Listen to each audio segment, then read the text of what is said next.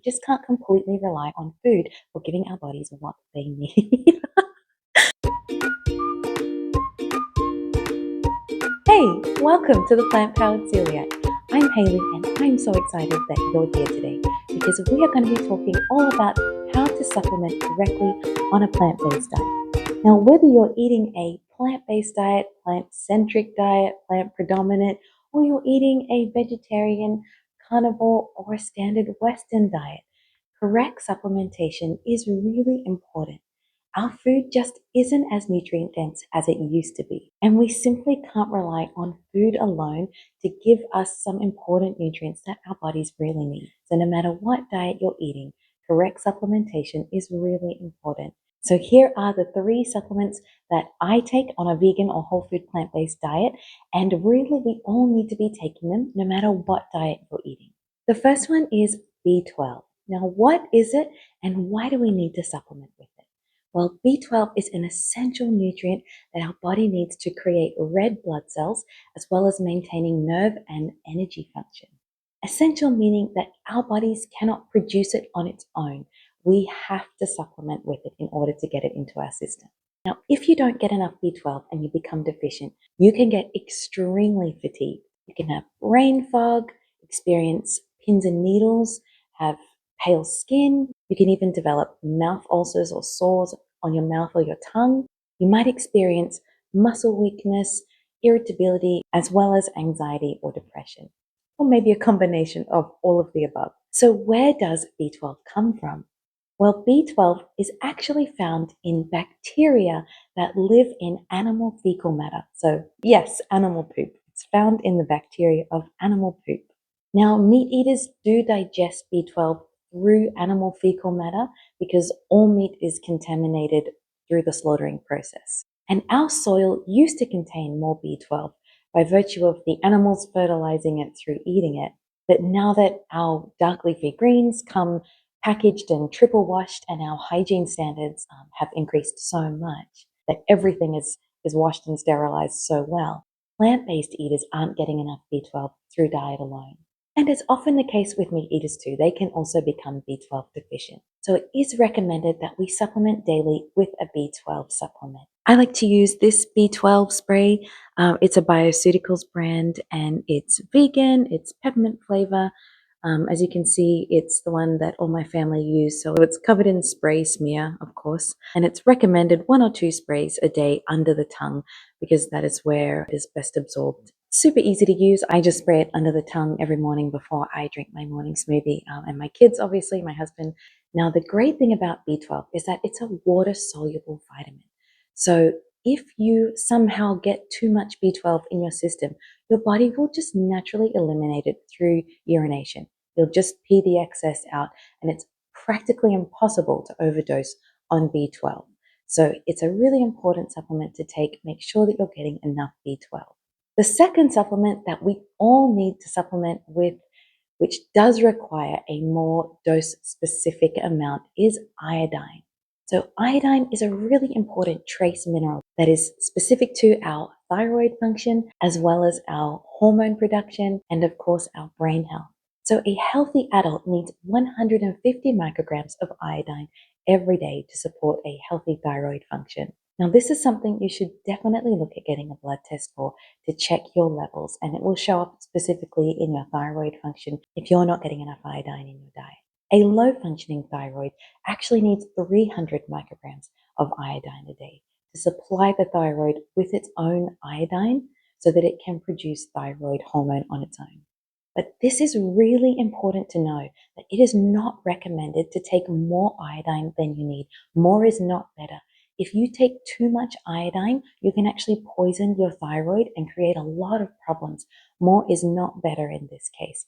So it's really important to get your levels tested, because if you have a healthy functioning thyroid, like I said, 150 micrograms a day is what is recommended. If you have a low functioning thyroid, you need a higher dose of 300 micrograms a day. But that is something that a doctor will tell you. Don't just start taking extra iodine because you think it will be better for you, or you just assume you have a low functioning thyroid. Make sure you do go and get your levels tested so that you're taking the right amount for you.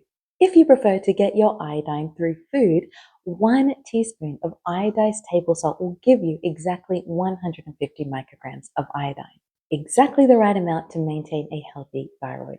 Now, why would that be?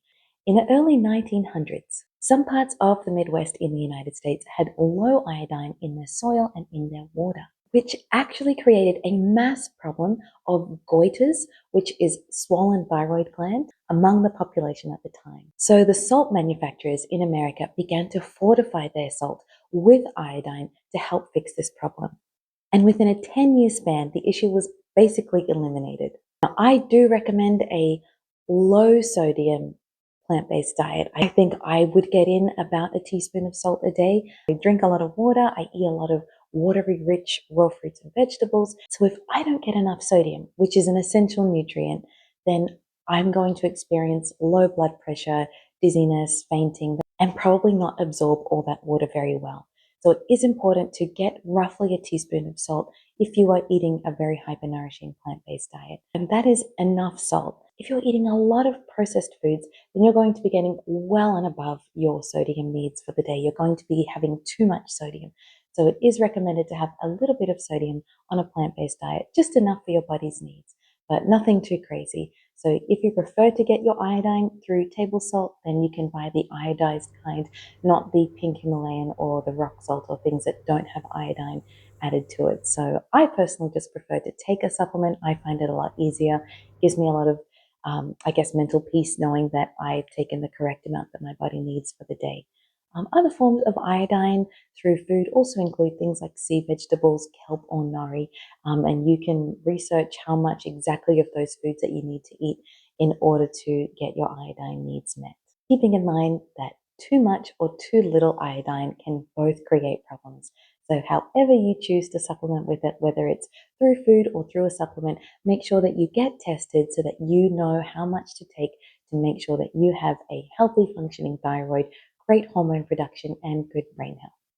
When I first went on a whole food plant-based diet and I eliminated all processed foods and was eating very, very clean, raw fruits and vegetables, lots of beans and potatoes and things like that, I actually was not including any salt in my diet. I wasn't supplementing with B12 and I became dizzy and tired and faint.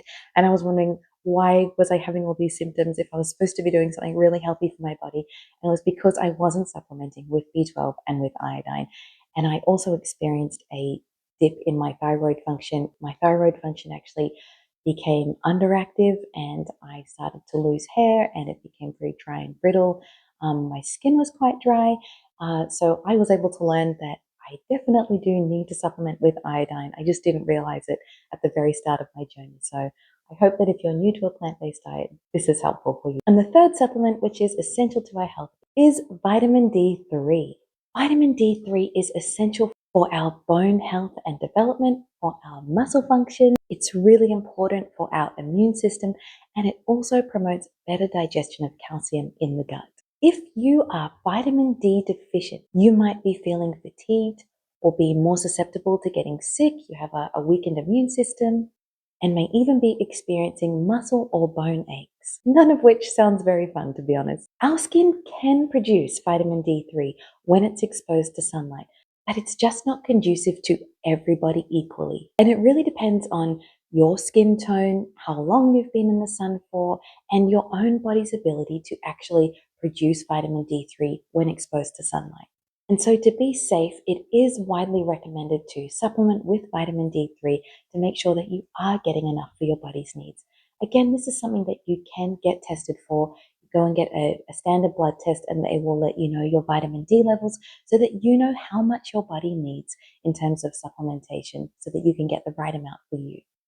There are a lot of great brands of vitamin D available. At the moment, we are personally using this brand because it was on special. I like these because they are the soft gel capsule and there's no other fillers or anything else added to it. It's just straight vitamin D3.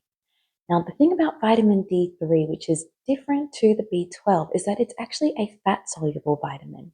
So it's a good idea to take your vitamin D3 when you're eating a meal that contains some healthy fats so that your body can better absorb it. For me personally, I like to take all my vitamins when I drink my morning green smoothie, and that has flax and chia seed in it. So I'm getting those healthy fats while I'm taking my vitamins at the same time. So if you get a blood test and you find that you're very low in vitamin D3, your doctor might suggest a loading dose of D3, which is basically a one-time higher potent dose.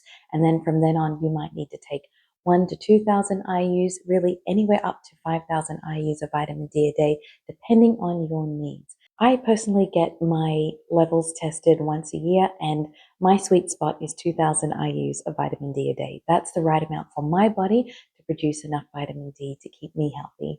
You might need more than that, you might need less than that. It all depends on how your body is able to absorb it and produce it. So make sure you get tested to find out the right levels for you. So those are the top 3 supplements that are really important for all of us to be taking to maintain good health. Now, if you have specific deficiencies or whatever your current health challenges might be at the moment, you may need to take certain other supplements. Again, you need to go and check that with your doctor. Some of those things could possibly be iron. If you have celiac disease or you have another kind of autoimmune disease where you're not able to absorb the iron through your food, you may need to take iron in the short term, depending on your needs. Again, don't just go buying it because you think you have low iron. Go and get tested to make sure that you know what's going on in your body and let your doctor make those recommendations for you. Other common supplements that a lot of plant-based eaters typically supplement with are things like selenium. You can get selenium from foods that are high in selenium. Are things like Brazil nuts, even tofu, some beans, broccoli, all contain selenium. If you're eating enough of those foods, you should be meeting your daily selenium needs. One Brazil nut contains all the selenium that you need for the day. If you don't want to eat a Brazil nut, or you're not eating tofu, or you're not eating all the other foods that do contain selenium in small amounts, enough to add up to enough selenium for the day, then of course you can supplement with it. Other supplements like EPA, DHA are just another great way to make sure you're getting enough omega-3s. I personally eat a hyper-nourishing plant-based diet, which means I'm getting plenty of omega-3s through flax and chia seeds in my food. So I don't find the need to supplement with it. But again, you are more than welcome to if it's peace of mind for you. Magnesium is another one that can be commonly supplemented with if you have specific needs or circumstances where you may need more magnesium in your diet than you're getting in through your food. Again, make sure that you're getting things tested with your doctor before you start taking other random B vitamins or multivitamins, and make sure that whatever you're taking doesn't contain extra fillers, and of course make sure there's no gluten or dairy or additives to them. Try and find supplements that are very clean and give you just what you need. And as I am a huge advocate for eating a whole food plant-based diet, or even just eating more plants in general, I want to say that a well-rounded plant-based diet will be rich in all the vitamins and minerals that you need if you're eating them. Vitamins A, vitamin C, vitamin E, vitamin K. It's rich in calcium, it's rich in magnesium, in zinc, in potassium, in fiber, in folate, all the good stuff that we need. We can get most of it from our food. Apps like Cronometer can be really, really helpful if you are new to a plant-based diet and you want to check to see what you're eating each week and to see if it's meeting your daily needs.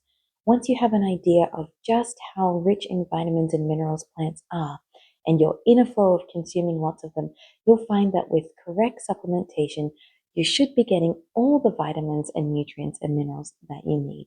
As always, check in with your doctor to make sure that you know exactly how much you need, what you're deficient in, maybe what you're getting too much of, so that you can find the balance to keep you healthy and well. I really hope that this video was helpful to you today, especially if you're new to a plant-based diet or you're considering eating a more whole foods plant-based diet or a more plant-predominant diet. If you're wanting to eat more fruits and vegetables and you're worried about whether you'll get everything you need, I promise you that you can get all you need through a plant-based diet with correct supplementation. And I hope that, like me, you love and enjoy eating more whole plant foods and enjoy the energy, health, and great taste of eating a plant-based diet.